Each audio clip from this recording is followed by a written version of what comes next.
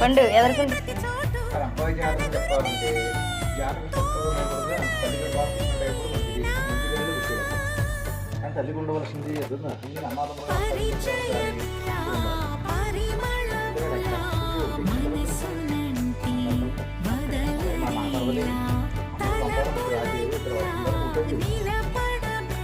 అబ్బాయి జాతకం కూడా